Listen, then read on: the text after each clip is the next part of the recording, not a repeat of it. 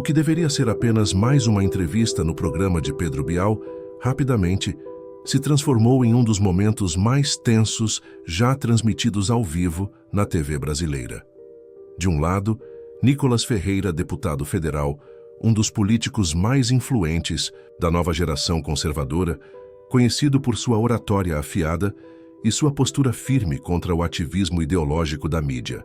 Do outro, Pedro Bial, um dos jornalistas mais experientes do país, acostumado a conduzir entrevistas incisivas, sempre com o objetivo de colocar seus convidados em situações desconfortáveis.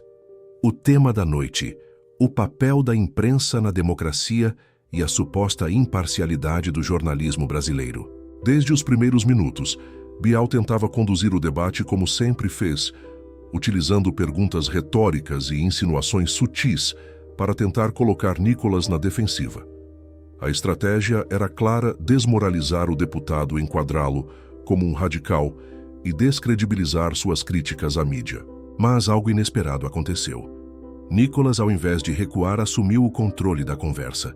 Cada tentativa de Bial de pressioná-lo era imediatamente desmontada. A cada resposta, Nicolas exigia explicações que o jornalista não conseguia dar. A plateia percebia que o jogo estava virando. O que deveria ser um momento de exposição negativa para Nicolas se transformou em um embate direto, onde a hipocrisia da grande mídia foi colocada contra a parede. E quando Nicolas fez a pergunta que Pedro Bial não conseguiu responder, o silêncio no estúdio foi ensurdecedor. E o que veio depois foi simplesmente inacreditável. O embate estava apenas começando, e o final ninguém poderia prever. O estúdio estava carregado de tensão. Pedro Bial, acostumado a ditar o ritmo de suas entrevistas, percebia que aquele programa não seria como os outros. Mas ele não recuaria tão fácil. O jornalista ajeitou os papéis à sua frente, olhou diretamente para Nicolas Ferreira e, com um tom controlado, lançou sua primeira provocação. Nicolas, seus discursos frequentemente criticam a imprensa, acusando-a de parcialidade e manipulação. Mas sejamos francos, não seria essa uma estratégia para descredibilizar qualquer crítica que seja feita contra você? Afinal, não é função do jornalismo questionar o poder. A plateia reagiu imediatamente. Alguns murmuravam em apoio ao apresentador, enquanto outros esperavam atentamente pela resposta de Nicolas. Bial tentava inverter a narrativa, colocando-se como defensor da liberdade de imprensa e enquadrando Nicolas como alguém que queria impedir que fosse questionado. Mas Nicolas já estava preparado para esse golpe. Ele sorriu de canto, cruzou os dedos sobre a mesa e respondeu com precisão cirúrgica: Pedro, se o jornalismo realmente questionasse o poder de maneira imparcial, eu não teria do que reclamar. Mas a realidade é que a imprensa no Brasil não questiona o poder, ela protege um lado e ataca o outro. O problema não é o jornalismo crítico, e sim o jornalismo seletivo. A plateia silenciou por um instante. Bial arqueou as sobrancelhas, surpreso com a rapidez da resposta. Mas ele não desistiria tão fácil. O apresentador tentou retomar o controle, cruzou os braços e insistiu: Você fala em seletividade, mas a imprensa também investiga políticos de esquerda.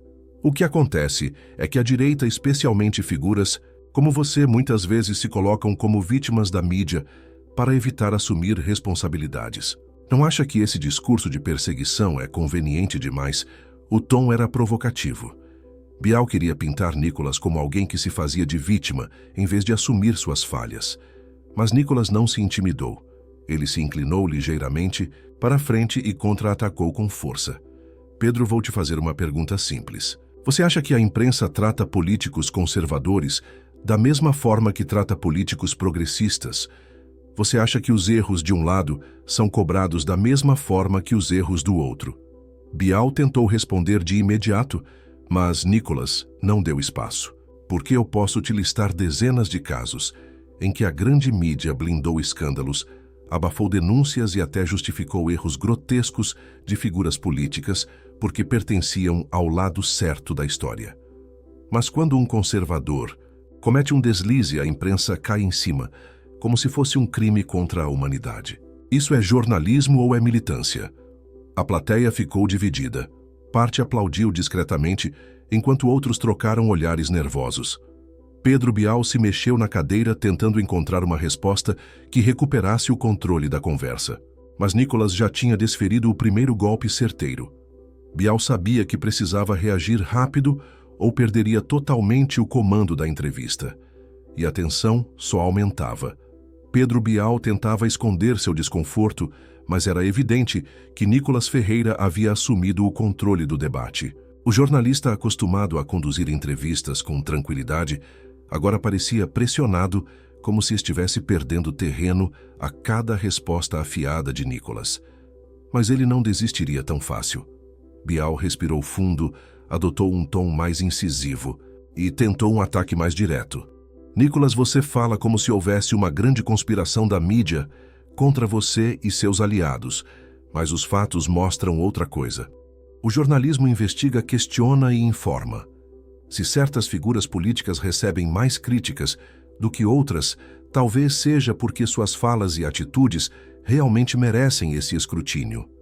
Não acha que é mais fácil culpar a imprensa do que admitir que certos discursos são perigosos? A plateia reagiu de imediato. Alguns aplaudiram, outros aguardavam ansiosos a resposta de Nicolas. A estratégia de Bial era clara. Ele tentava fazer Nicolas parecer um extremista, alguém que atacava a mídia para evitar ser responsabilizado pelo que dizia. Mas Nicolas não se deixou abalar. Ele manteve a postura firme, fez uma pausa calculada e então respondeu com precisão cirúrgica. Pedro, você fala como se a imprensa fosse um tribunal moral, como se os jornalistas fossem os guardiões da verdade absoluta. Mas a verdade é que o jornalismo brasileiro deixou de informar há muito tempo e passou a atuar como um partido político. Silêncio no estúdio. Bial engoliu seco, percebendo que Nicolas não havia caído na armadilha. Mas Nicolas não parou por aí. Você quer falar sobre discurso perigoso? Eu te pergunto o que é mais perigoso. Um político conservador falando abertamente suas ideias, ou uma mídia que manipula informações para criar narrativas que favorecem apenas um lado A. Plateia ficou em silêncio absoluto. Bial se mexeu na cadeira tentando recuperar a compostura. Mas Nicolas continuou. Porque se formos falar de fake news e discursos perigosos, temos que lembrar de quantas vezes a grande mídia espalhou informações falsas que destruíram reputações, interferiram em eleições e enganaram milhões de brasileiros. Quem vigia os vigilantes, Pedro? O estúdio ficou tenso. Pedro Bial tentou interromper, mas hesitou. Nicolas havia feito a pergunta que ele não podia responder. A plateia percebia o desconforto do jornalista. Bial se inclinou para a frente, como se procurasse algo em suas anotações, mas sua expressão já não era mais a mesma. A narrativa que ele queria impor estava ruindo diante das câmeras. E Nicolas sentia que o momento decisivo estava chegando. O embate estava prestes a atingir seu auge. O confronto chegava ao seu ápice. Pedro Bial, visivelmente desconfortável, ajustou a postura e tentou recuperar o controle da narrativa. Mas ele sabia que o jogo havia virado. O jornalista limpou a garganta e lançou sua última cartada. Nicolas, você insiste nessa retórica de que a imprensa é parcial, mas não seria justamente essa a tentativa de descredibilizar o jornalismo? Para que seus seguidores confiem apenas em você. O que você propõe? Que a mídia se torne uma ferramenta da sua ideologia? O tom era desafiador. Era a cartada final de Bial pintar Nicolas como alguém que queria desmantelar a imprensa para impor sua própria visão de mundo. Mas Nicolas não piscou. Ele sorriu de canto, cruzou os braços e, com um tom calmo, mas afiado como uma lâmina, respondeu: Pedro, eu não quero uma mídia que me favoreça. Eu quero uma mídia que seja honesta. A plateia silenciou. Pedro Bial parecia pego de surpresa, mas Nicolas não parou. Ele se inclinou levemente para a frente e desferiu o golpe final. Você me pergunta o que eu proponho. Eu te pergunto se a imprensa brasileira realmente fosse imparcial, porque certas denúncias recebem holofotes e outras são varridas para debaixo do tapete. Por que jornalistas que fazem perguntas incômodas para o lado errado são demitidos, perseguidos ou silenciados? Bial tentou interromper, mas Nicolas continuou implacável. Você quer saber o verdadeiro problema, Pedro? O problema é que vocês não são jornalistas. Vocês são militantes de luxo.